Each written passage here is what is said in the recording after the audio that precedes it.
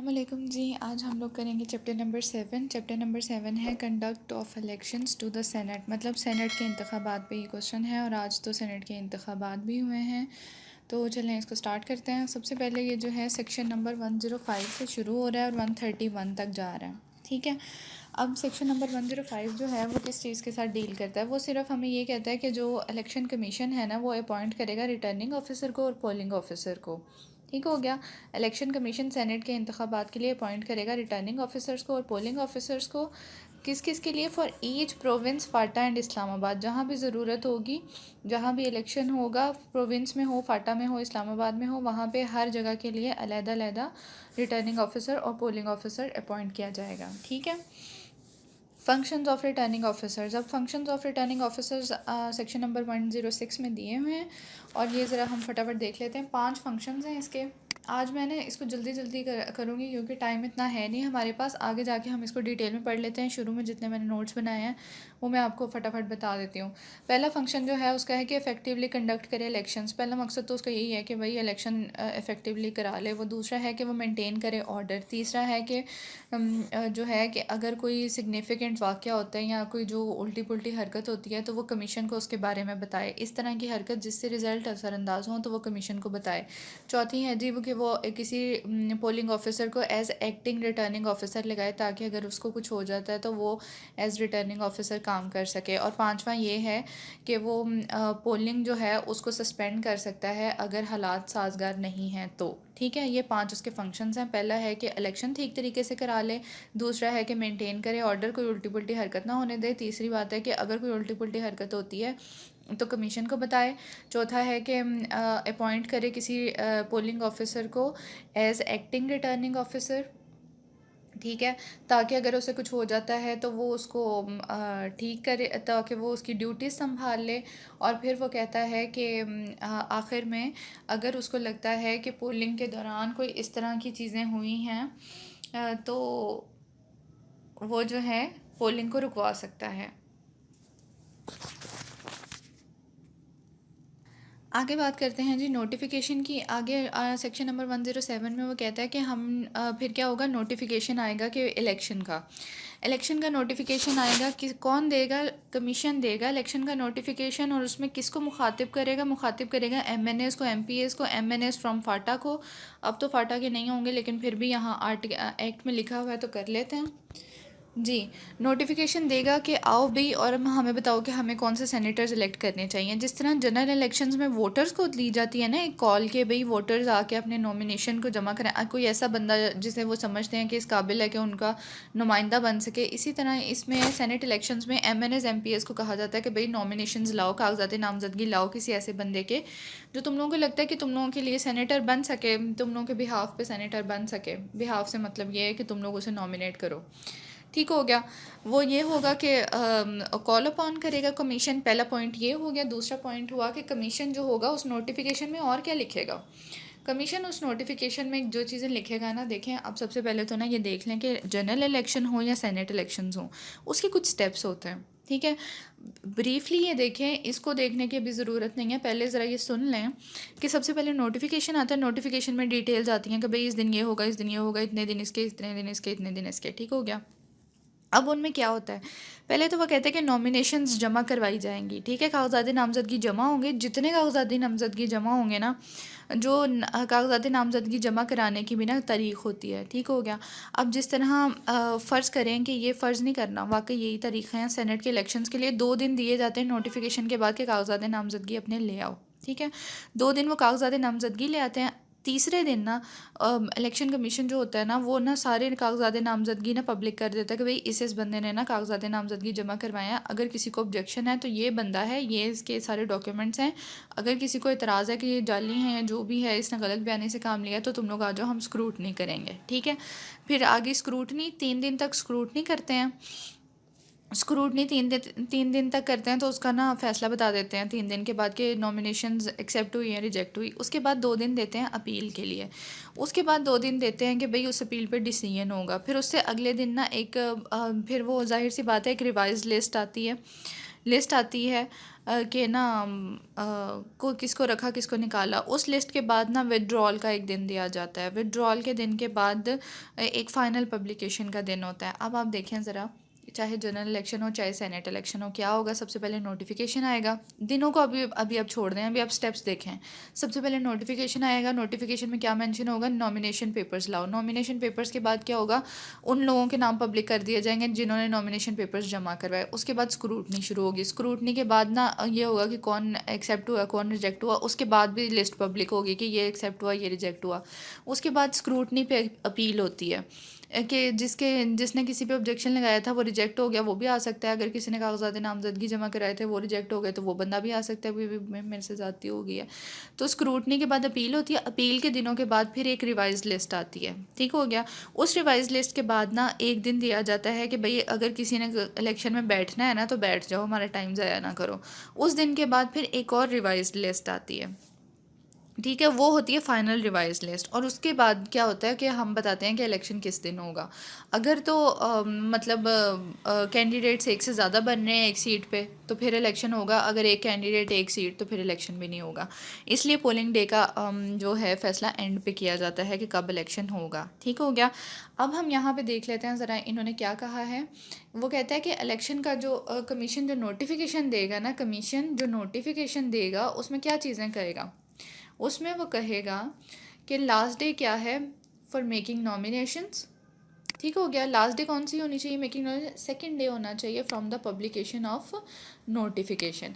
अब एक बात याद कर लें, जहाँ भी इनके इलेक्शन कमीशन की बातें आएंगी तो ये लोग इतने अच्छे नहीं हैं कि छुट्टी वाले दिन आपके लिए काम करें या हमारे लिए काम करें। ठीक है, तो छुट्टी तो निकाल ही देना। जगह जगह उन्होंने लिखा हुआ है कि पब्लिक छुट्टी वाले दिन ये एक्सपेक्ट ना करना कि हम लोग आके काम करेंगे। तो ये तो एक कॉमन सेंस की बात है। ठीक है, ये लिखने की बताने की ज़रूरत ही नहीं है। हर जगह पब्लिक हॉलीडे ना हो, पब्लिक हॉलीडे ना हो। ठीक है भाई, मान लिया पब्लिक हॉलीडे ना हो। ओके, अब वो कहते हैं कि जो लास्ट डे होगी ना मेकिंग नॉमिनेशन, कागजात नामजदगी जमा कराने की आखिरी तारीख कौन सी होगी? 2 दिन के अंदर अंदर जब नोटिफिकेशन आए। पहले नोटिफिकेशन आ गया, नोटिफिकेशन में लिखा था 2 दिन के अंदर अंदर कागजात नामजदगी ले आओ। फिर last day for publication of the names. अब मैंने कहा था कि जब वो कागजात नामजदगी लाते हैं अगले ही दिन जो आखिरी डेट होती है उसकी 2 दिन गुजर जाएंगे। तीसरे दिन उन्होंने सबके नाम लिख के लगा देना कि भाई ये बंदा आया है हमारे पास। ठीक हो गया। नेक्स्ट डे ये लगा देंगे द डे फॉलोइंग ना, वो लगा देंगे कि भाई ये बंदा आया है। उसके बाद कहते हैं लास्ट डे फॉर स्क्रूटनी। उसके बाद होनी थी स्क्रूटनी, क्योंकि पब्लिक इसीलिए किया था कि किसी को एतराज़ है तो आ जाओ। उसके बाद होगी स्क्रूटनी। स्क्रूटनी जो है वो इससे अगले दिन नहीं होगी, वो इसके ही अगले दिन शुरू हो जाएगी। मतलब जिस दिन नॉमिनेशन पेपर जमा हो गए उससे अगले दिन ही स्क्रूटनी हो जाएगी शुरू। यहाँ पे लिखा हुआ है कि last day for scrutiny of the nominations will be the third day following the last day for making nominations. ठीक है, वो यही है कि 3 दिन नॉमिनेशंस ये कागजात नामजदगी जमा कराने के 3 दिन के अंदर अंदर स्क्रूटनी का अमल होगा। ठीक है, उसके अंदर ही एक दिन ये आ जाएगा, ये जो पब्लिक करने वाला था, नोटिफिकेशन पब्लिक करने वाला। उसके बाद वह कहता है कि फाइलिंग अपील के लिए क्या होता है 2 दिन। अब 3 दिन में स्क्रूटनी की है, 2 दिन में अपीलें सुन लेंगे कि भाई किसको रिजेक्ट किया किसको एक्सेप्ट किया।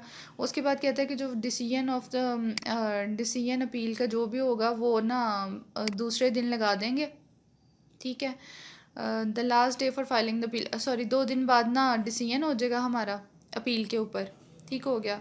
2 दिन हमने स्क्रूटनी में लगाया, 2 दिन जो है हमने वो लगा दिए उस पे डिसीजन पे। सॉरी, 3 दिन हमने लगाए स्क्रूटनी में, 2 दिन दिए हमने उसकी अपील के लिए, और फिर हमने कहा कि 2 दिन के अंदर अंदर उसका फ़ैसला आ जाना चाहिए। ठीक है, उसके बाद एक रिवाइज्ड लिस्ट आनी चाहिए कैंडिडेट्स की। ठीक है, उसके बाद वो कहता है कि जिन्होंने विड्रॉल करवाना है, अब रिवाइज लिस्ट आ गई ना, उसके बाद डिसीजन ऑफ अपील के बाद उसके बाद आएगा जी किस किस ने अपने कागजात नामजदगी निकालने हैं। निकाल लिए, जिसने भी निकाल लिया उसके बाद एक और रिवाइज लिस्ट आएगी। ठीक हो गया, ये पब्लिकेशन ऑफ रिवाइज लिस्ट होगी नेक्स्ट डे ही, अगले दिन ही। देखिए ये अब कॉमन सेंस की बात है कि जो तो लिस्टें लगानी है ना वो तो अगले अगले दिन ही लगाई जानी है। किस में टाइम लगेगा? स्क्रूटनी में टाइम लग सकता है, उसकी अपील के में टाइम लग सकता है, इस तरह की चीज़ों में टाइम लगता है। जो लिस्टें लगानी वो तो अगले अगले दिन ही लगती रहेंगी। ठीक है, और ये जो है पोल, अब इन्होंने कहा टाइमिंग ऑफ पोल, मतलब पोल होगा कब। वो कहता है पोल जो होगा वो कब होगा, वो कहता है जब भी हो, लेकिन डेट जो है वो not earlier than 7th day after the publication of the revise list of candidate. अब ये जो रिवाइज लिस्ट ऑफ कैंडिडेट हमारे पास आ गई थी उसके 7 दिनों के अंदर अंदर ना हो भी, कम से कम 7 दिन का टाइम होना चाहिए आपके पास। ठीक हो गया। अब वो कहते हैं कि रिटर्निंग ऑफिसर जो है, अब थोड़े से और पॉइंट्स हैं रिटर्निंग ऑफिसर के, 2 पॉइंट्स और हैं कि इलेक्शन नोटिफिकेशन से रिलेटेड रिटर्निंग ऑफिसर को क्या करना चाहिए। ठीक है, इलेक्शन नोटिफिकेशन का हम लोग सेक्शन पढ़ रहे थे 107, या उसी के पॉइंट्स चल रहे हैं। अब वो कहते हैं कि रिटर्निंग ऑफिसर को क्या चाहिए कि 3 दिन के अंदर अंदर जब नोटिफिकेशन आ गया ना, वो जो ऊपर इलेक्शन का नोटिफिकेशन आया था कि इलेक्शन होंगे, तो उसे चाहिए 3 दिन के अंदर अंदर भी बता दे कि जगह कौन सी है जहाँ पे स्क्रूटनी होगी, जहाँ पे हम लोग को नॉमिनेशन पेपर्स जमा कराएंगे, जहाँ पे सारे मामलात होंगे। ठीक हो गया। अब वो कहते हैं नेक्स्ट भी यही कह रहा है कि रिटर्निंग ऑफिसर जो है उसको चाहिए कि पब्लिक नोटिस भी लगाए, जो उसने जगह डिसाइड की है, जो उसने टाइम डिसाइड किया, जो भी डिसाइड किया ना, यहाँ पे उन्होंने कहा था कि वो नोटिस लगाए डेट्स का, और यहाँ पे उन्होंने कह दिया कि वो नोटिस लगाए कि भाई टाइम क्या होगा, जगह कौन सी होगी। सेम ही बात है ये। ठीक हो गया। आगे हमारे पास जी सेक्शन नंबर आ गया 108, उसमें है list of supply of list of voters. अब ये जो लिस्ट ऑफ वोटर्स है ना, ये सेनेट के केस में होगी एमएनएस और एमपीएस पे, क्योंकि एमएनएस और एमपीएस मिलके सेनेटर्स को सिलेक्ट करते हैं, तो सेनेटर्स के नाम एमएनएस और एमपीएस के नाम होंगे जो लिस्ट में होंगे। ठीक हो गया। और ये लोग मिलके क्या करेंगे, सेनेटर्स को इलेक्ट करेंगे। आगे वो कहते हैं पोलिंग स्टेशंस की बात की जाए तो कमीशन जो है वो प्रोवाइड करेगा पोलिंग स्टेशन किसके लिए, सेनेट के इंतखाबात के लिए। बस। आगे है सेक्शन नंबर 110, उसमें कहते हैं नॉमिनेशंस फॉर इलेक्शन। तो अब बात करते हैं जी नॉमिनेशंस की। ये नॉमिनेशंस उसी तरह ही हैं जिस तरह हमने ऊपर जनरल इलेक्शंस की नॉमिनेशंस के पॉइंट पढ़े थे। ठीक है, वो थे चैप्टर नंबर 5, ये है चैप्टर नंबर 7। अब देख लें जी नॉमिनेशन में क्या होगा। नॉमिनेशन में वो कहता है कि नॉमिनेशन सबसे पहले तो ये है कि एक वोटर जो होगा वो आएगा। अब इस केस में वोटर कौन है, एमएनएस और एमपीएस। इसका मतलब है कोई एमएनए और एमपीए आएगा और वो आके प्रपोज करेगा। अब जाहिर सी बात है अपनी कैटेगरी में से ही आएगा। हर एमएनए हर सेनेटर को नहीं सिलेक्ट कर सकता, हर एमपीए जो है वो हर उसको नहीं कर सकता, सेनेटर को नहीं सिलेक्ट कर सकता। अच्छा जी। अब वो कहता है कि ना मतलब जो वोटर होगा ना वो आएगा, मतलब जो भी एमएनए एमपीए क्वालिफाई करता होगा उस पोस्ट के लिए, वो अपने सेनेटर को आगे करेगा कि भाई वो या उसका प्रपोज़र बनेगा या उसका सेकंडर बनेगा। प्रपोज़र से मुराद है कि वो उसे प्रपोज़ करेगा कि भाई इसको सेनेटर होना चाहिए, उसके कागजात नामजदगी को आगे करेगा। सेकंड का मतलब ही तायीद करना ही होता है। तो एक प्रपोज़र होता है, एक सेकंडर होता है। वोटर जो होते हैं ना, 2 वोटर्स आने चाहिए, एक प्रपोज़र एक सेकंडर, और तीसरा जो है वो होता है जिसको नॉमिनेट किया जा रहा होता है कि भाई ये बंदा क्वालिफाई करता है। ठीक हो गया। अब वो कहता है कि हर नॉमिनेशन जो है उसमें क्या होना चाहिए, उसमें सेपरेट एक बंदा जो है ना 5 नॉमिनेशंस जमा करा सकता है, मतलब 5 दफ़ा जो है अपने कागजात नामजदगी जमा करा सकता है। उसका मकसद ये होता है कि अगर एक तरफ से चाहे वो प्रपोज़र की और सेकंडर की वजह से डिसक्वालीफाई हो जाए, या किसी डॉक्यूमेंट की वजह से, या किसी भी चीज़ की वजह से डिसक्वालीफाई हो जाए, तो कम से कम उसके पास 5 ऑप्शन होने चाहिए कि मैं यहाँ नहीं तो यहाँ से मेरे नॉमिनेशन पेपर्स ठीक होंगे, यहाँ नहीं तो यहाँ से। ओके। वो कहते हैं कि हर नॉमिनेशन जो है वो सेपरेट होनी चाहिए। उसका जो फॉर्म ए है यहाँ पे लिखा हुआ है कि हर जो वोटर है वो प्रपोज कर सकता है उसको, किसी भी बंदे को, any person who qualifies for election of the senate. आगे वो कहता है कि हर नॉमिनेशन जो है वो सेपरेट नॉमिनेशन पेपर्स होने चाहिए, उसके फॉर्म ए साइंड होना चाहिए। किससे साइंड होना चाहिए, दोनों प्रपोजर और सेकंडर से। उसके अलावा साइन ऑफ कैंडिडेट भी होने चाहिए, जिस बंदे को आगे कर रहे हैं उसके भी सिग्नेचर होने चाहिए, जिसको सेनेटर बनाना चाह रहे हैं।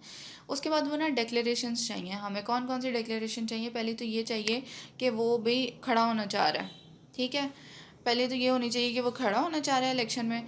दूसरी बात ये होनी चाहिए कि वो क्वालिफाई करता है आर्टिकल 62 के अंडर। 62 जो है वो क्वालिफिकेशन बताता है किसी मेंबर की, 63 जो है वो डिसक्वालिफिकेशन को बताता है। तो वो कहे कि भाई ये 62 के अंडर मैं क्वालिफाई होता हूँ, 63 के अंदर मैं उड़ नहीं सकता, मतलब डिसक्वालीफाई नहीं हो सकता, मुझ में ऐसी खराबियाँ नहीं हैं।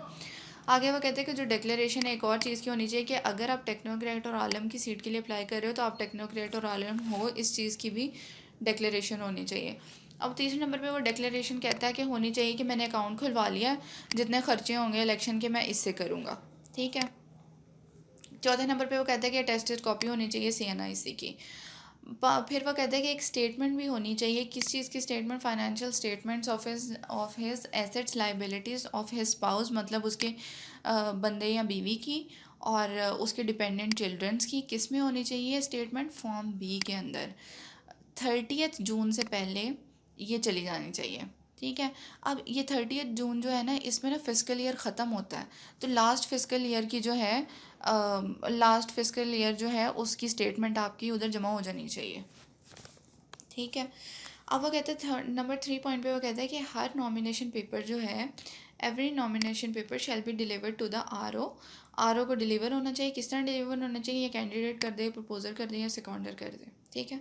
कब होना चाहिए? डे टाइम फिक्स की हुई है तभी हो।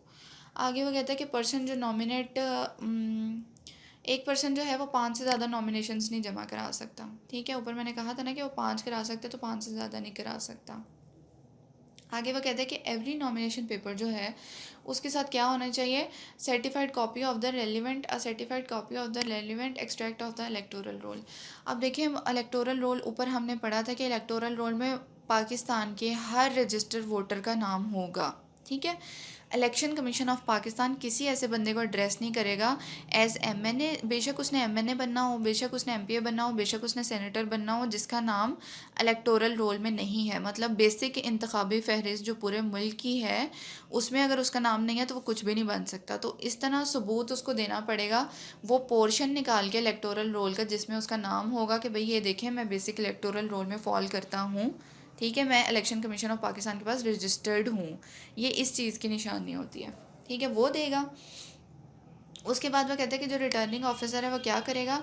असाइन कर देगा उसको एक सीरियल नंबर, जाहिर सी बात है सीरियल नंबर देगा कि भाई ये आपका नंबर है, आपके नॉमिनेशन पेपर अभी जमा हो गए हैं तो आ जाना स्क्रूटनी के लिए। और फिर बताएगा, ये देखेंगे स्क्रूटनी कहाँ पे होगी, कितने बजे होगी, टाइम एंड प्लेस बताएगा उसको, ठीक हो गया। कहेगा अभी स्क्रूटनी होगी, आ जाना। आगे वो कहते हैं रिटर्निंग ऑफिसर जो है उसको क्या करना चाहिए? अपने किसी अच्छी सी जगह पे, हवादार जगह पे, जहाँ पे लोगों को नज़र आए, लगा देना चाहिए कि भाई ये जो बंदे हैं ना ये मेरे पास आए हैं कागजात नामजदगी लेके। अब वो कहते हैं कि फॉर्म एंड अकम्पेनिंग डिक्लेरेशंस जो हैं, स्टेटमेंट्स जो हैं, वो भी उसको साथ मेंशन करनी चाहिए। जहाँ पे वो दिखा रहा है पब्लिक की इंस्पेक्शन के लिए सब कुछ पब्लिक होना चाहिए कि किसने कागजात नामजदगी के साथ साथ क्या क्या जमा कराया। आगे डिपॉजिट की बात कराते हैं, तो डिपॉजिट जो है ये फ्री में कुछ नहीं करते भाई इलेक्शन कमीशन वाले, कहते हैं पैसे लाओ, ओके। पहले हमने पढ़ा था एमएनए एमपीए के लिए पैसे मांगते हैं, अब ये सेनेटर के लिए भी पैसे मांग रहे हैं। कितने मांग रहे हैं? और इसमें तो मज़ेदारी की बात ये है कि नॉन रिफंडेबल हैं, ये वापस भी नहीं हो सकते। 20,000 रुपये जमा कराने पड़ेंगे। कहाँ जमा कराने पड़ेंगे? नेशनल बैंक ऑफ पाकिस्तान में जमा कराने पड़ेंगे, गवर्नमेंट ट्रेजरी और सब ट्रेजरी में जमा कराने पड़ेंगे। उसके बाद वो कहता है कि एक से ज़्यादा डिपॉजिट जमा कराने की ज़रूरत नहीं है। अब मैंने ऊपर कहा था कि 5 नॉमिनेशन पेपर्स जमा करा सकते हैं, 5 5 नॉमिनेशंस आप दे सकते हो एक कैंडिडेट को। तो इसका ये मतलब नहीं कि आप 5 दफ़ा ही 20,000 रुपये जमा कराओ, आप एक ही दफ़ा 20,000 रुपये जमा करा दो, हर जगह उसकी रसीद चल जाएगी, ठीक है। अब ये देखें, बड़ा इंटरेस्टिंग पॉइंट है। ऊपर जो एमएनए एमपीए के लिए था ना वो रिफ़ंडेबल थे, ये नॉन रिफ़ंडेबल हैं, ये वापस नहीं होना है। ओके जी, अब स्क्रूटनी की बात कीजिए। अब स्क्रूटनी कैसे होगी? स्क्रूटनी का होता है जांच पड़ताल जो होनी होती है। अब वो कहता है कि जो कैंडिडेट है ना, स्क्रूटनी सबसे पहले तो वो कहता है कि ना कौन कौन अटेंड कर सकता है स्क्रूटनी को? कैंडिडेट कर सकता है, उसके प्रपोजर, उसके सेकंडर, और एक बंदा जिसे एजेंट के तौर पे ऑथराइज़ किया हो कैंडिडेट ने, ठीक है, वो कर सकते हैं। कौन करेगा स्क्रूटनी? आरओ करेगा, और रीज़नेबल अपॉर्चुनिटी देगा कि भाई आए मिल के देखते हैं इन पेपर्स को, ठीक है। मतलब उन लोगों को कहेगा कि मिल के कागजात नामजदगी की जांच पड़ताल करते हैं। रिटर्निंग ऑफिसर जो है उसको क्या करना चाहिए? In the presence of the persons attending the scrutiny examine करना चाहिए नॉमिनेशन पेपर्स को, और डिसाइड करना चाहिए कि जो ऑब्जेक्शंस लगे हैं वो कैसे हैं। आगे वो कहता है कि जो आरओ है ना वो स्क्रूटनी करते हुए क्या करेगा? For the purpose of scrutiny वो क्या कर सकता है, किसी एजेंसी, अथॉरिटी, ऑर्गेनाइजेशन से रब्ता कर सकता है कि भाई मुझे ना कोई डॉक्यूमेंट्स चाहिए, चाहे वो फाइनेंशियल हों, चाहे वो किसी और तरह के डॉक्यूमेंट्स हों। जाहिर सी बात है उसमें स्क्रूटनी करनी है, किसी ने कुछ भी लिख दिया स्टेटमेंट में, हो सकता है उससे ज़रूरत पड़े कि कोई बैंक स्टेटमेंट निकलवा ले या कुछ भी करवा ले, तो वो कोई डॉक्यूमेंट उसने जनरेट करना हो तो वो करवा सकते हैं जनरेट इसके लिए ना। To determine fact related to an objection, अब किसी ऑब्जेक्शन से रिलेटेड फैक्ट की मालूम करने के लिए वो क्या कर सकता है, डॉक्यूमेंट निकलवा सकता है। आगे वो कहते हैं कि रिटर्निंग ऑफिसर जो है while scrutiny of the nomination papers घटिया सवाल नहीं पूछेगा, ठीक है अजी, इधर उधर के सवाल नहीं करेगा, सिर्फ वही बात करेगा जो उससे रिलेटेड होगी, नॉमिनेशन पेपर से रिलेटेड और उस ऑब्जेक्शन से रिलेटेड जो किसी बंदे ने उठाया होगा, ठीक है, अपने पास से नहीं करेगा। फिर आगे जाके वो कहता है कि ना पॉइंट नंबर 6 में फिर आगे जाके वो कहते हैं कि वो कब अपनी तरफ से कर सकता है, इन अपनी मोशन पे वो कब स्टैंड ले सकता है, जब कैंडिडेट जो है वो क्वालिफाई ना कर रहा हो एज अ मेंबर। मतलब ये भी नहीं कि वो अपनी तरफ से बिल्कुल भी कुछ नहीं कर सकता। क्या है कि अगर कैंडिडेट जो बिल्कुल भी क्वालिफाई नहीं कर सक रहा है एज ए मेंबर, या उसका प्रपोज़र और सेकंडर जो है वही क्वालिफाई नहीं कर रहे कि वो किसी को आगे कर सकें, मतलब वो किसी को अलेक्ट, किसी को ना मतलब रिकमेंड करने के काबिल नहीं है प्रपोज़र सेकंडर, तब भी वो नहीं कर सकते। उसके बाद वो कहता है कि अगर ऊपर वाले सेक्शंस में जो मेंशन किया हुआ था कि ये डिक्लेरेशन जमा करानी है, ये स्टेटमेंट जमा करानी है आपने कागजात नामजदगी के साथ, तो अगर उसने वही गलत जमा कराई है तो फिर भी उसको डिसक्वालीफाई कर सकता है आरओ अपने ओन पे। आरओ से मुराद है रिटर्निंग ऑफिसर। अब वो कहते हैं कि अगर एक और तरीके से भी वो रिजेक्ट कर सकता है, अगर उसको हो कि ये जो प्रपोजर सेकंडर के सिग्नेचर हैं यही नकली हैं, ठीक हो गया। अब वो कहते हैं किस किस बात पे उसको नहीं रिजेक्ट करना चाहिए। उसे कहते हैं कि अगर कोई वैलिड नॉमिनेशन है अच्छा, अब वो कहता है कि अगर उसने 5 का ऑप्शन था ना उसके पास, अगर उसकी एक रिजेक्ट हो जाती है, अगर उसकी 2 रिजेक्ट हो जाती हैं, 3 हो जाती हैं, तो अगर उसकी चौथी एक्सेप्ट हो जाती है ना तो फिर उसकी एक्सेप्टेड है, ठीक है। अब वो कहते हैं कि कोई वैलिड नॉमिनेशन जो उसकी है किसी उसको हम गलत नहीं कह सकते, इनवैलिड अगर उसकी कोई नॉमिनेशन हो गई है उसकी बेस पे। आगे वो कहते हैं रिटर्निंग ऑफिसर जो है उसको क्या करना चाहिए, अगर सब्सटेंशियल नेचर का कोई क्लेम नहीं है ना, ऑब्जेक्शन नहीं है, तो उसको नहीं चाहिए कि वह मजाक में कागजात नामजदगी रद्द कर दे, उसको सीरियसली काम करना चाहिए। रिटर्निंग ऑफिसर जो है उसको इलेक्टोरल रोल, मतलब वो जो इंतखाबी फहरिस्त हैं उसमें भी अमल दखल नहीं करना चाहिए, ये पॉइंट ऊपर भी था असम्बली वाले में भी। उसके बाद वो कहते हैं कि अगर कैंडिडेट जो है उसने अपनी एक वो स्टेटमेंट देनी थी ना कि भाई इतने मेरे एसेट्स हैं, इतनी लाइबिलिटीज़ हैं, और उसके बाद पता चलता है जी उसने तो 3 लाख रुपया गवर्नमेंट का देना है एज बिजली का बिल, तो फिर क्या होगा। अब वो कहते हैं कि कैंडिडेट जो है उसने अगर वो डिपॉजिट कराता है उसके मतलब उसके पास को उसके बिहाफ पे, मतलब उस कैंडिडेट के ऊपर कोई कर्जा है जो उसको नहीं पता था, कोई यूटिलिटी बिल है जो उसको नहीं पता था, वो अनअवेयर था किस टाइम पे, जब उसने नॉमिनेशन पेपर जमा कराए और वो बाद में उसको जमा करा देता है, तो फिर उसको चाहिए कि वो उसको ना डिसक्वालीफाई करे, ठीक हो गया। अब वो कहते हैं कि जहाँ पे रिटर्निंग ऑफिसर को ये शक हो गया ना कि इसने जानबूझ के मेरे से पैसे छुपाए हैं जो इस पर कर्जा था, या उसने कोई और इधर उधर की एंकी पेंकी की है, तो फिर वो उसको रिजेक्ट कर सकता है। आगे वो कहते हैं रिटर्निंग ऑफिसर जो है उसको क्या करना चाहिए, उसको एंडोर्स करना चाहिए कि भाई ये जो है रिजेक्ट हो गया, ये जो है एक्सेप्ट हो गया, ठीक हो गया। और जो रिजेक्ट हुआ है उस पर उसे रीजंस भी देनी पड़ेंगी कि उसने उसे रिजेक्ट क्यों किया है।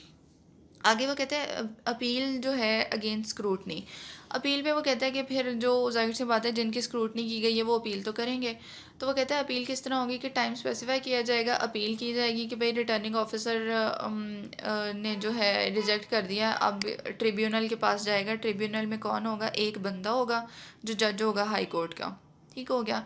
अपील फ़ाइल की जाएगी, अपील में समरली वो देखेगा, मतलब समरी देखेगा वो कि भाई क्या है, उसके बाद जो है फ़ैसला दे देगा, और जो वो फ़ैसला देगा ट्रिब्यूनल वही फ़ाइनल होगा।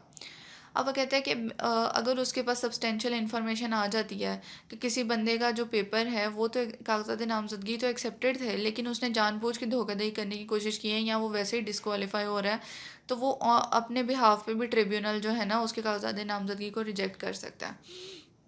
अब वो कहते हैं announcement of the day and time of the hearing, हाँ जी। अब वो कहता है कि ये भी जिम्मेदारी बनती है कमीशन की कि कब हेयरिंग होगी, कब जी देखी जाएगी, स्क्रूटनी होगी, अपील के स्क्रूटनी के ख़िलाफ़ जो अपील दी थी उसके बारे में इंफॉर्मेशन जो है आपको टीवी पे, न्यूज़पेपर्स में, पब्लिकेशंस के थ्रू होनी चाहिए कि भाई इस दिन इस टाइम पे होगा, ताकि लोगों को पता चल सके, कैंडिडेट्स को पता चल सके। आगे वो कहते हैं कि publication of the list of candidates. अब हमने स्क्रूटनी कर ली, उसके बाद अपील कर ली, अब हमारे पास जो फाइनल लिस्ट आ जाएगी, ठीक है, फाइनल लिस्ट डिस्प्ले हो जाएगी। उसमें इस फाइनल लिस्ट में कौन होते हैं? वैलिडली नॉमिनेटेड कैंडिडेट्स, मतलब हमने उन्हें वैलिड करार दे दिया कि वो नॉमिनेटेड हो जाएं एज कैंडिडेट्स। ठीक हो गया। अब वो कहते हैं कि अगर एक मिनट, हाँ जी, आरओ को चाहिए कि वो डिस्प्ले कर दे कि ये वैलिडली नॉमिनेटेड कैंडिडेट्स हैं। और वो कहते हैं कि अगर किसी के खिलाफ अपील अभी चल रही है और ट्रिब्यूनल उसके कागजात नामजदगी जमा कर लेता है या रिजेक्ट कर देता है, तो उसको चाहिए कि list of validly nominated candidates जो हैं वो दोबारा रिवाइज़ कर दे। ठीक है। अब वो कहता है कि कमीशन जो है उसको चाहिए वो लिस्ट पब्लिश भी कर दे। अब विड्रॉल के लिए मैंने आपको बताया था कि किसी को मौका दिया जाता है कि इलेक्शन में कोई खड़ा है तो बैठ जाओ, तो अपनी राइटिंग में वो बंदा दे दे, कैंडिडेट खुद आके दे दे, या उसको प्रपोजर सेकंडर कोई भी उसका एजेंट है वो आके कह दे भाई मेरा नुमाइंदा बैठ रहा है। लेकिन उसको क्या करना चाहिए? आरओ को चाहिए कि वो सिग्नेचर देखे कि भाई सिग्नेचर से सेटिस्फाई हो के उस बंदे ने किए हैं ना ये सिग्नेचर। और उसके अलावा ये जो सारी चीज़ें होनी चाहिए, टेस्टेड डॉक्यूमेंट्स होने चाहिए। और जब आरओ को यकीन हो जाए कि इसी बंदे ने किए हैं, तो उसको चाहिए कि वो अगले दिन जो है एक और लिस्ट रिवाइज लगा दे कि भाई ये बंदा तो इलेक्शन में बैठ गया, अब जो है ये कैंडिडेट्स बच गए हैं। ठीक हो गया। ओके। अब वो कहते हैं कि जो रिटर्निंग ऑफिसर है ना, उसको क्या करना चाहिए? पब्लिश कर देना चाहिए नोटिस। किस चीज़ का नोटिस? कि लिस्ट ऑफ जो कैंडिडेट्स हैं,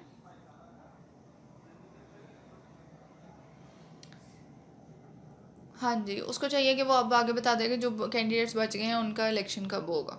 सिंपल। अब वो कहता है death of the candidate. Death of the candidate में वो कहता है कि अगर कोई वैलिडली नॉमिनेटेड कैंडिडेट था, मतलब उसके कागजात नामजदगी मंजूर हो गए थे और उसने वो इलेक्शन में बैठा नहीं था, मतलब उसने निकाल नहीं लिया था वापस अपने कागजात नामजदगी, और वो डेथ हो गई उसकी। कब डेथ हो गई? Before the day of taking the poll. Poll से पहले ही, मतलब इलेक्शन से पहले ही उसकी डेथ हो गई, तो रिटर्निंग ऑफिसर को चाहिए कि वो टर्मिनेट कर दे प्रोसीडिंग्स को, मतलब इलेक्शन ना कराए तब ना। कि किसके लिए? फॉर इलेक्शन, मतलब किसके लिए प्रोसीडिंग्स टर्मिनेट करनी है उसने? For elections to the category. अब ये जो सेनेट के इलेक्शंस होते हैं ना, ये कैटेगरी इसमें बहुत इंपॉर्टेंट चीज़ है कि मतलब कैटेगरी कौन सी होती है? जनरल सीट्स होती हैं और होती हैं माइनॉरिटी की सीट्स होती हैं। उसके अलावा जनरल में प्रोविंसेस की आ जाती हैं, प्रोविंसेस की सीट्स होती हैं, फीमेल सीट्स होती हैं, नॉन मुस्लिम्स की सीट्स होती हैं। तो ये कैटेगरीज होती हैं हमारे पास ना, टेक्नोक्रेट्स की और उसकी होती हैं, क्या नाम लेते हैं, आलिम की सीट्स होती हैं। तो ये कैटेगरी होती है। तो कहता है उस एक कैटेगरी के लिए उसे चाहिए कि इलेक्शन रोक दे, और उसके बाद क्या करे कि फ्रेश इलेक्शन कमेंसमेंट कब होगी ये बता दे। ठीक है। अब वो कहते हैं कि जिन्होंने पहले कागजात नामजदगी जमा कराए हुए हैं उन्हें दोबारा से कागजात नामजदगी जमा कराने की ज़रूरत नहीं है अगर फ्रेश वो अनाउंस हो गए हैं। अब वो कहते हैं पोस्टपोनमेंट अंडर सर्टन सर्कमस्टांसेस। इसमें वो कहते हैं कि अगर देखें कोई भी इतना सारा वो था कि नोटिफिकेशन आया है, किसी दिन स्क्रूटनी होगी, किसी दिन विड्रॉल होगा, किसी दिन ये होगा, किसी दिन वो होगा। अब कहता है कोई हो सकता है कि इस तरह का दिन हो जिस दिन वो कार्रवाई ना हुई हो, तो आरओ को चाहिए कि अगर एक दिन वो कार्रवाई नहीं हुई ना, तो उससे ना कोई अल्टरनेटिव डे दे कि भाई आज अगर स्क्रूटनी नहीं हुई तो उस दिन स्क्रूटनी हो जाएगी। ठीक है। वो देखें कि सब्सिक्वेंट प्रोसीडिंग्स के लिए जो है वो डे या डेज़ बता दे अगर उसकी ज़रूरत पड़ती है तो। अब अनकंटेस्टेड इलेक्शंस में वो कहता है कि स्क्रूटनी के बाद और विड्रॉल के बाद, स्क्रूटनी हो गई और जिसने इलेक्शन में बैठना था वो बैठ गया। अब उन्होंने देखना है कि number of validly nominated candidates जो हैं, अगर वो कंटेस्टिंग कैंडिडेट जिन्हें हम कहेंगे एक प्रोविंस से या इस्लामाबाद से या फाटा से, वो जो हैं इज़ लेस देन और equal to the number of the filed number to be filled, number of seats to be filled, sorry. अब वो कहते हैं कि देखें अब हमारे पास 5 कागजात नामजदगी मंजूर हो गए, 5 सीटें थी, तो अब इलेक्शन तो नहीं होगा, 5 जो बंदे थे वो हो गए। अब वो कहते हैं कि अगर, हाँ जी, 5 जो बंदे थे वो 5 सीटों पे आ गए, तो वो क्या करेगा? आरओ जो होगा वो डिक्लेयर कर देगा कि भाई ये जो सीटें हैं ना ये इलेक्ट हो गए हैं, और कमीशन को लिख के भेज देगा कि भाई इलेक्शन जो है वो नहीं होंगे। अब वो कहते हैं कि आरओ को इतनी जल्दी नहीं करनी चाहिए कि भाई अभी किसी की अपील चल रही हो, ठीक है। नॉमिनेशन पेपर्स की सारी अपील्स पहले होंगी सॉल्व, उसके बाद वो देगा। वो ना हो कि अपील के बाद कोई एक्सेप्ट हो जाए तो वो 5 के 6 बंदे हो जाएं। ठीक हो गया। अब वो कहते हैं कि कमीशन जो है उसको पब्लिश कर देना चाहिए अपने ऑफिशियल गज़ेट में कि भाई ये बंदा जो है ये अनकंटेस्टेड इलेक्ट हो गया। अब वो कहता है द नंबर ऑफ़, जिस तरह पंजाब में इस दफ़ा सारी सीटें जो थीं सेनेट की वो अनकंटेस्टेड ही गई हैं, मतलब उन नॉमिनेशन पेपर्स पूरे थे और सीटें भी पूरी थी, तो इलेक्शन हुआ ही नहीं पंजाब में सेनेट का। ओके आगे है जी। वो कहता है कि नंबर ऑफ़ कैंडिडेट्स जो हैं वो डिक्लेयर हुए जो इलेक्टेड, अगर उनमें से अगर वो कम है और सीटें ज़्यादा है, मतलब 5 सीटें थी हमारे पास और 4 जो हैं उनके कागजात नामजदगी मंजूर हुए, तो जो सीट बच गई है ना उस पर दोबारा इलेक्शंस का कहा जाएगा कि इस पे जी दोबारा इलेक्शंस होने हैं, तो कागजात नामजदगी दोबारा से जमा करवाएं लोग। कंटेस्टेड के इलेक्शन में वो कहता है कि अगर विड्रॉल के बाद जिसने इलेक्शन में बैठना है वो बैठ गया, उसके बाद भी अगर नंबर ऑफ़ कैंडिडेट्स जो हैं वो नंबर ऑफ़ सीट्स से ज़्यादा हैं तो फिर इलेक्शन होगा और आरओ बताएगा कि इस दिन इस टाइम पे इलेक्शन होगा, आ जाना।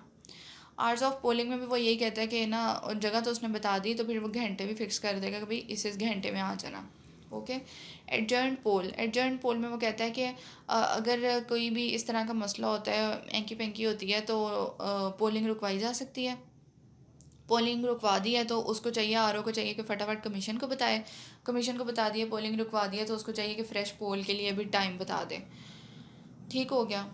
अब वो कहता है कि फ़्रेश पोलिंग के लिए मतलब दिन बता दे, टाइम बता दे। अब वो कहता है कि ना, हाँ जी, और ये थर्ड पॉइंट में वो कहता है कि जो फ्रेश पोलिंग होगी ना उसी में जो वोट काउंट होंगे वही काउंट होंगे, ये नहीं कि आधे पिछले जहाँ पे धांधली हो गई थी वहाँ के काउंट कर लें और आधे अगले कर लें। ओके। आगे वो कहता है वोटिंग प्रोसीजर में कहता है कि सारे वोटर्स जो हैं वो वोट दे सकते हैं जो वोटिंग लिस्ट में थे। कोई जो है वो प्रॉक्सी के थ्रू वोट नहीं देगा, ये नहीं कि मैंने नहीं आना मेरी जगह पे वोट दे देना, नहीं, जिसने वोट देना वो खुद जाए। अब वो कहते हैं कि ईच वोटर जो है उसको एक ट्रांसफ़रेबल वोट मिलेगा हर कैटेगरी के लिए। ठीक है। ट्रांसफ़रेबल वोट जो है वो उसका कॉन्सेप्ट काफ़ी लंबा चौड़ा है। वो ये है कि अब देखें जो ना हम लोगों ने तो हम लोग वोट देने जाते हैं, हमने एक बंदा सेलेक्ट करना होता है एक सीट पे। ठीक है। यहाँ पे एक कैटेगरी के अंदर डिफरेंट लोग होते हैं, तो हर कैटेगरी के लिए उसको एक अलग वोट वो दिया जाएगा, ट्रांसफ़रेबल वोट। तो वो उसको जिस तरह मिलेंगे, एक जनरल के लिए वोट मिलेगा, एक मिलेगा ख़वातीन के लिए, एक मिलेगा मुस्लिम नॉन मुस्लिम्स के लिए, एक टेक्नोक्रेट्स और उसके लिए आलिम के लिए। अब मतलब जिस तरह 4 उसको ट्रांसफ़रेबल वोट मिल गया, ये डिपेंड करता है कि सीट किस किस की है। ठीक है। तो उसको वोट मिल गया, ट्रांसफ़रेबल वोट मिल गया उसको, तो वो क्या करेगा, उसको कास्ट करेगा, वोट को किस तरह कास्ट करेगा। अब वो कहता है कि जो मेंबर है ना सेनेट का, सॉरी मेंबर बनाना है किसी को सेनेट का, तो वोट कैसे कास्ट करना है, वो मेंबर ऑफ़ नेशनल असम्बली जो है ना वो प्रिस्क्राइब्ड मेथड से वोट कास्ट कर देगा। वो अलग तरीके से वोट कास्ट करेगा, और जो फाटा वाला होगा ना वो किस तरह वोट कास्ट करेगा, जिस तरह उसको प्रेसिडेंट कहेगा। ये देखिए यहाँ पे लिखा हुआ है कि for the purpose of election of member of the senate federal, ये फाटा का जो होगा vote, shall vote in such a manner as president में बाय ऑर्डर प्रिस्क्राइब। प्रेसिडेंट जैसे कहेगा वैसे फाटा वाले जो एमएनएज होंगे फाटा की तरफ से वो वोट कास्ट करें। वैसे अब इस पॉइंट को पढ़ने का फ़ायदा नहीं है क्योंकि फाटा की अब सीट ही नहीं रही, इसलिए आगे चलते हैं। मुझे नहीं लगता ये पेपर में भी आएगा फिर। अब वो कहते हैं कि जो वोटर है ना वो क्या करेगा, वो किस तरह वोट कास्ट करेगा, जिस तरह वोट कास्ट करने का हक है, मतलब जिस तरह प्रिस्क्राइब्ड मेथड है। अब वो कहते हैं कि जो बैलेट पेपर होगा ना उसमें क्या होगा कि किस तरह का होगा बैलेट पेपर, जिस तरह का कमीशन कहेगी उस तरह का होगा। अब वो कहते हैं कि पोल फॉर इलेक्शन ऑफ मेंबर्स जो हैं वो senate shall be held secret balloting होगी। अब यहाँ पे जो मुझे नहीं पता कि सीक्रेट बैलेटिंग क्यों नहीं होती थी, लेकिन सीक्रेट बैलेटिंग ही होती थी, सच पहले भी होती थी। सीक्रेट बैलेटिंग ये जो है वो होगी सेनेट में, ये भी यही कहता है सेक्शन नंबर 122 इलेक्शन एक्ट 2017 का सेक्शन नंबर 122 यही कहता है कि सीक्रेट बैलेटिंग होगी।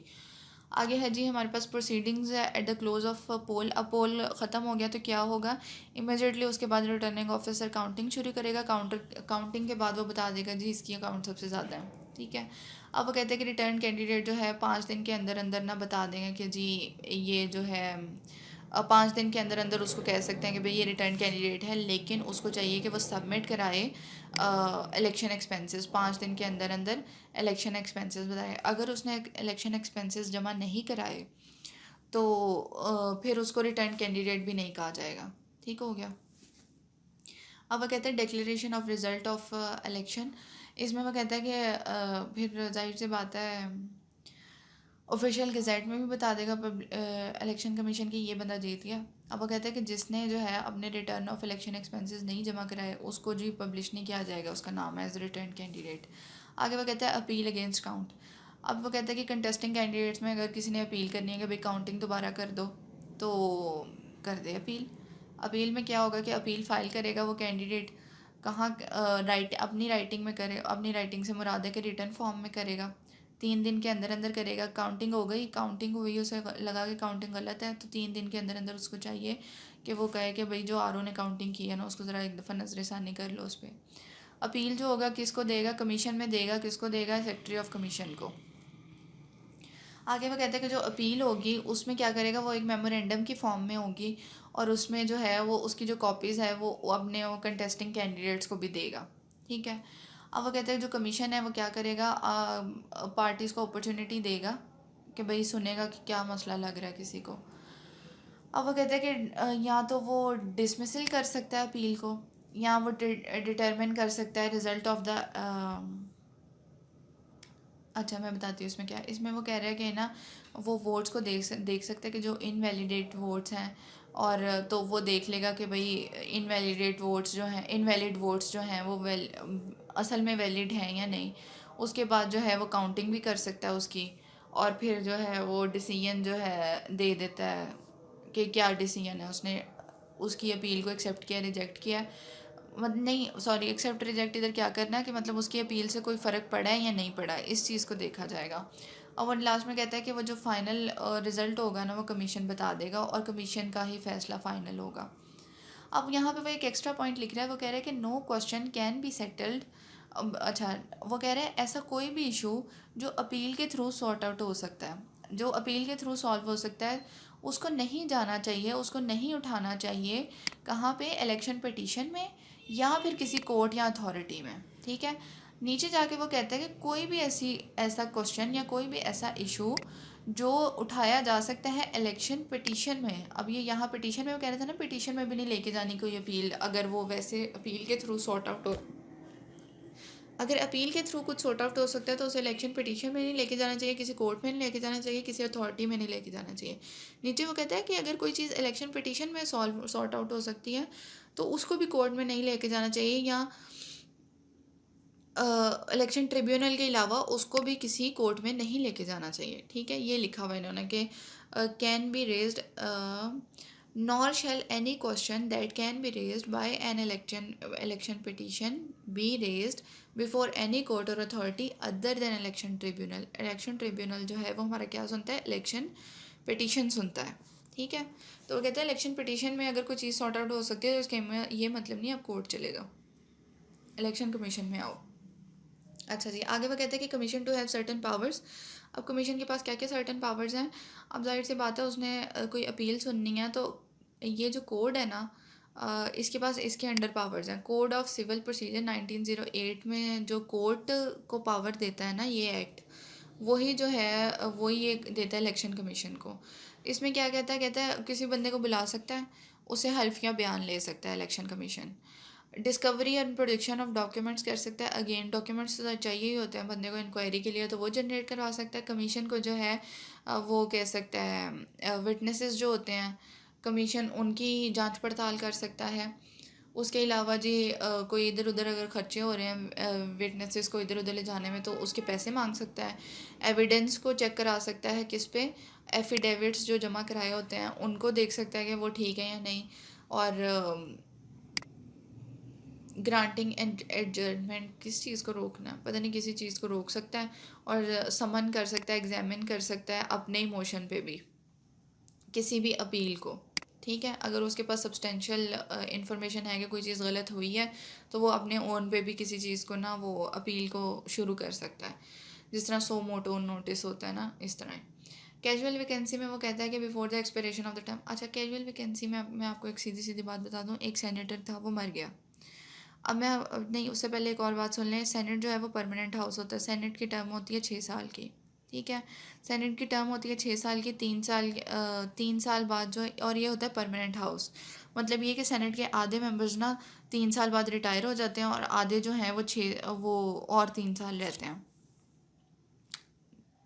अब इसको किस तरह समझेंगे आप कि अभी जो है ना सेनेट के इलेक्शन हुए हैं, ये मेंबर जो अब इलेक्ट होंगे ये अगले 6 साल तक बैठे रहेंगे, और जो पहले से सेनेट में मेंबर्स बैठे हुए हैं ना वो अगले 3 साल में एक्सपायर हो जाएगी उनकी जो ड्यूरेशन होगी। अब ये कहते हैं कैजुअल वैकेंसी। कैजुअल वैकेंसी तब जनरेट होती है जब कोई मर गया, कि कोई डिस्क्वालीफाई हो गया, कोई इधर उधर निकल गया, रिज़ाइन दे दिया किसी ने, तो वैकेंसी तो जनरेट हो गई। अब वो कहते हैं कैजुअल वैकेंसी की सूरत में क्या होगा कि सिंपल जो कमीशन होगा वो नोटिफिकेशन जारी करेगा कि भाई आओ इस पे इलेक्शन करें, इस सीट पे इलेक्शन हो जाएगा। अब वो कहते हैं कि अगर जो 2 मेंबर इस तरह के हैं जिनकी एक्सपायरेशन डेट सेम है, मतलब उन्होंने अगले 3 साल बाद एक्सपायर हो जाना है उनकी टेन्योर ने, तो उनका उन सीटों पे इलेक्शन इकट्ठा हो सकता है। ये नहीं होगा कि इलेक्शन हो रहा है जी, इस तरह इलेक्शन नहीं रखवाएंगे कि 6 साल बाद जिसने एक्सपायर होना है उसकी सीट पे भी अभी इलेक्शन करा दें जिसने 3 साल बाद होना है। उन दोनों के इलेक्शन अलहदा हो सकते हैं, ठीक है। अब वो कहते हैं सीट्स ऑफ 2 और मोर मेंबर्स, 2 या 2 से ज़्यादा मेंबर्स की वो सीट्स जो जिन्हें इलेक्ट करना है सेनेट के लिए, अगर वो खाली हो जाती हैं, सॉरी जो इलेक्टेड थी सेनेट के मेंबर्स वो खाली हो जाती हैं, बिकम वेकेंट, तो इलेक्शंस उन 2 सीटों को करने के लिए ना इकट्ठा हो सकता है। अब वो नीचे जा कहते हैं कि जब 2 सीट्स हों, जब इस तरह की सीट्स हों 2 मेंबर्स की या 2 से ज़्यादा की जो इलेक्ट थे सेनेट में, और उनकी एक्सपायरेशन डेट जो है वो डिफरेंट है, मतलब उनके टेन्योर की एक्सपायरेशन डेट डिफरेंट है, तो उनके लिए जो है सेपरेट इलेक्शंस होंगे, ठीक है। अब वो नीचे जाके कहता है extension for the time of completion of election. ये तो सिंपल ये है कि जो ऊपर नोटिफिकेशन सबसे पहले कमीशन ने दिया था ना कि इलेक्शन होंगे, उसमें डेट्स फिक्स की थी।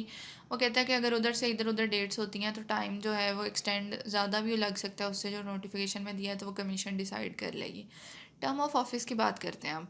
ऊपर मैंने कहा कि 6 साल के लिए कहीं की इनकी टर्म होती है। अब वो कहता है कि जो टर्म ऑफ ऑफिस जो है ना वो कब से शुरू होगी, टर्म इनकी शुरू होगी, 6 साल की टर्म होती है, और कब से शुरू होगी, जिस दिन इनका पहली मीटिंग होगी, ठीक है, पहला इजलास होगा, तो वहाँ से इनके 6 साल का टाइम शुरू हो जाएगा, टिक टिक क्लॉक शुरू हो जाएगी कि भाई 6 साल बाद इनकी सीट एक्सपायर होगी।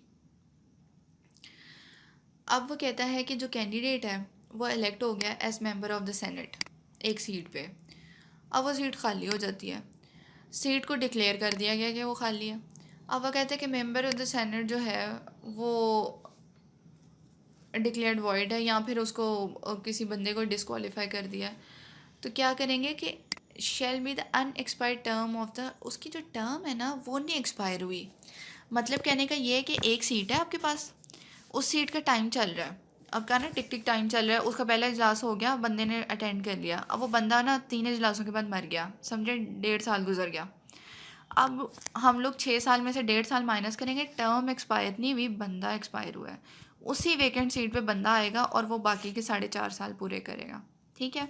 मतलब क्या, जगह जगह ये लोग टर्म यूज़ करें अनएक्सपायर्ड टर्म, उसका यही मतलब है कि टर्म एक्सपायर नहीं हुई, बंदा एक्सपायर हुआ है, ठीक हो गया। जो उसकी कुर्सी की टर्म चल रही थी वही चल रही है स्पेसिफिक की। अब वो कहते हैं कि इलेक्शन होंगे, मेंबर डिक्लेयर होंगे इलेक्टेड, और तो क्या होगा, ये अगेन अनएक्सपायर्ड टर्म जो है चल रही है, इसका यही मतलब है सारे का कि इंसान इलेक्ट हो जाएगा और उतना ही टाइम पूरा करेगा जितना उस सीट का बच गया होगा। अब vacancy in the electoral college वो होता है कि जो लोग ना इलेक्ट कर रहे होते हैं इन्हें सेनेट को। इलेक्टोरल कॉलेज इनके केस में होता है प्रोविंशियल असम्बलीज़ और नेशनल असम्बली। अब वो कहता है कि कोई वैकेंसी अगर इलेक्टोरल कॉलेज में, मतलब अगर कोई एमएनए और एमपी की सीट खाली है ना, तो उससे ये नहीं फ़र्क पड़ता कि सेनेट इलेक्शंस ही अब कल अदम करार दे दें, सेनेट इलेक्शंस पे कोई फ़र्क नहीं पड़ता, उनकी वैलिडिटी पे है अगर इलेक्टोरल कॉलेज में वैकेंसी है कोई तो, ठीक है। अब ये तो आप कर नहीं सकते कि हमेशा एमएनए एमपीएस कोई ना कोई सीट वैकेंट हो ही जाती है, कोई रिज़ाइन दे देता है या कोई किसी का इलेक्शन अभी होने वाला होता है तो कोई बात नहीं, वो होता रहेगा, सेनेट के इलेक्शंस अगर दरमियान में आ गए हैं तो होंगे, ठीक है। अब वो कहते हैं ड्राइंग ऑफ लॉट्स, ये इसका आखिरी सेक्शन है इसका और ये इम्पॉर्टेंट है, ये ज़रा देख लें। इसमें वो कहता है कि ना सेनेट के जो मेंबर्स हैं उनको 2 ग्रुप्स में डिवाइड करना है। अब एक बात देखें कि 1973 के आइन के तहत क्या हुआ था, सेनेट का हाउस बना था, ठीक है। अब सेनेट के हाउस में अगर 104 सीटें थीं तो हमने कहा कि ये परमानेंट हाउस है, 3 साल बाद इसमें इलेक्शन होंगे, ठीक है। अब 104 में से आधे मेंबर्स जो थे उन्होंने 3 साल बाद जाना था, ठीक है, और आधों ने जो था 6 साल बाद जाना था, ठीक है। अब हमने किस तरह ये डिसाइड करना था कि उनमें से वो कौन से आधे बदकिस्मत इंसान हैं जिन्होंने 3 साल बाद ही चले जाना है, और वो कौन से खुशकिस्मत इंसान हैं जो 6 साल बाद जाएंगे।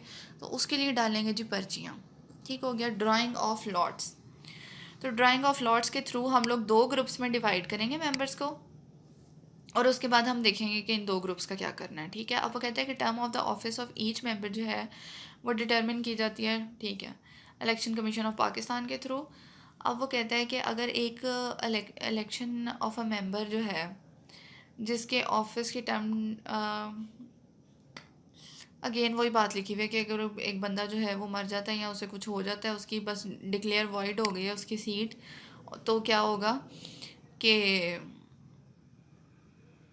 हाँ जी, और दूसरा बंदा उसकी जगह पे इलेक्ट हो गया, तो अब क्या होगा कि उसकी जो टर्म है वो अनएक्सपायर्ड ही रही है। अगेन टर्म उसकी चलती जा रही है, बंदा चेंज हो गया। अब वो कहता है कि हाँ जी, अब ये देखें, ये वही वाला केस आ गया कि आपको पूरा सेनेट का हाउस खाली हो गया। वो कह रहे हैं कि इलेक्शन होने हैं, सारे मेंबर घर चले गए हैं। अब क्या करना है, अब आपने ये तो डिसाइड करना है ना कि भाई कौन 3 साल बाद जाएंगे घर और कौन 6 साल बाद जाएंगे, तो वो आप इसी तरह डिसाइड करेंगे कि पर्चियाँ डालेंगे, ठीक हो गया। हाँ जी, अब वो कहते हैं कि रिस्पेक्टिव ग्रुप्स जो होंगे उनके साथ ही मेंबर्स जो हैं वो एक्सपायर होंगे, मतलब उसकी जो टर्म होगी, इस सब का एक ही मतलब है कि 2 ग्रुप्स बन जाएंगे हमारे। अगर पूरा का पूरा हाउस उड़ गया, 104 के 4 मेंबर्स चले गए, तो हमने इसको रखना है परमानेंट हाउस। कुछ लोग, आधे लोग 3 साल बाद जाएंगे, आधे लोग 6 साल बाद जाएंगे। जो लोग 3 साल बाद जाएंगे, जो लोग 6 साल बाद जाएंगे, हम लोग डिसाइड करेंगे उसको देख के, पर्चियाँ डाल के, ठीक है। इस चैप्टर के लिए इतना ही, बहुत लंबा हो गया लेक्चर, सॉरी इसके लिए, लेकिन एक्सप्लेन कर दिया मैंने। तो ओके जी, अल्लाह हाफिज़। वीडियो को लाइक कर दीजिएगा, शेयर कर दीजिएगा, चैनल को सब्सक्राइब कर लीजिएगा। Thank you so much.